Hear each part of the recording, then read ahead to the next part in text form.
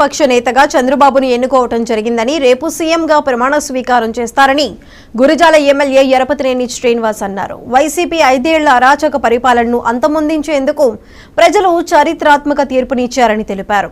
మంచి పరిపాలనను అందించడానికి కూటమి నేతలు సిద్ధంగా ఉన్నారని చెప్పారు. ప్రజలకు అందుబాటులో ఉండే పరిపాలన రేపటి నుంచి రాబోతుందంటున్న ఎరపతినేనితో మా ప్రతినిధి Anil face to face.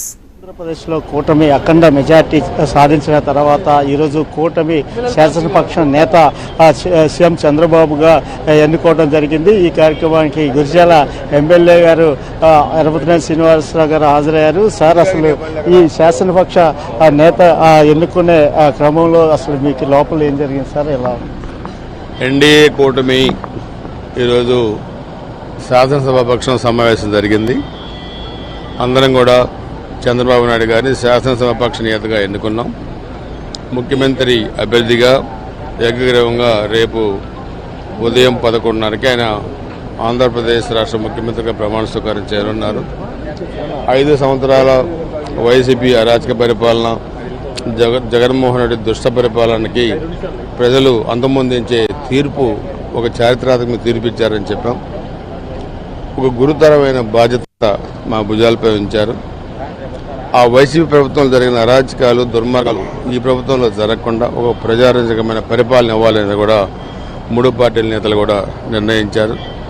Pawan Kalyan గారు కూడా ఎందుకు ప్రతిపక్ష ఓటు చేయకుండా అందరం కలిసి పోటీ చేయాల్సి వచ్చిందో, ఒక అనుభవజ్ఞుడైన వ్యక్తి చంద్రబాబు నాయుడు గారి నాయకత్వంలో రాష్ట్రం ఏ విధంగా అభివృద్ధి పదంలో నడవాలో అది కూడా ఆయన వివరించారు. సో ఈ చారిత్రాత్మకమైన విజయానికి కారకులైన ఆంధ్రప్రదేశ్ ప్రజానికానికి కూడా 3 పార్టీల కృతజ్ఞతలు చెప్పారు. సో రేపటి నుంచి ఒక ప్రజలకు అందుబాటులో ఉండే పరిపాలన రేపటి నుంచి రాబోతా ఉంది. సో ఈరోజు 3 పార్టీల నాయకులు కూడా సమావేశానికి కావడం కారణం, రేపు ముఖ్యమంత్రిగా ప్రమాణ స్వీకారం చేయనున్న చంద్రబాబు నాయుడు గారిని శాసనసభాపక్ష నేతగా ఎన్నుకోవడానికి ఈ ఎన్డీఏ సమావేశం జరిగింది. అయితే మీరు రాష్ట్రంలో సీనియర్ నాయకులుగా ఉన్నారు సార్, మంత్రిగా కూడా వస్తుందని ఒక చర్చ జరుగుతుంది. దీనిపైన మీరేమంటారు సార్? నేను 7 సార్లు పోటీ చేశాను, 4 సార్లు ఎమ్మెల్యే ఎన్నికయ్యాను. ఇక్కడ మంత్రి పదవి వస్తుందా రాదా అనేది కాదు. నేను చంద్రబాబు నాయుడు గారికి అత్యంత విధేయుడిని.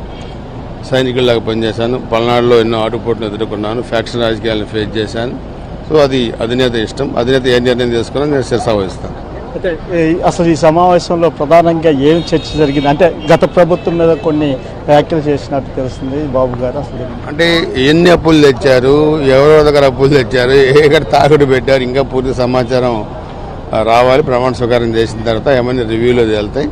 సో దాని ప్రకారం అవన్నీ అధిగమించి ముందుకు వెళ్ళాలనేది కూడా సమావేశంలో చంద్రబాబు గారు చెప్పారు.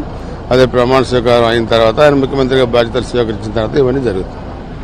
మొత్తం మీద చూసుకున్నట్టే ఈరోజు శాసనపక్ష సమావేశం విజయవంతంగా జరిగింది. అయితే దాంట్లో మాత్రం గత ప్రభుత్వం చేసిన అప్పులు వీటన్నింటి మీద సమీక్షించుకొని ప్రభుత్వం ముందుకెళ్తుందని కూడా ఎరపతినేని శ్రీనివాసరావు తెలపడం జరిగింది. కెమెరామ్యాన్ మహేష్.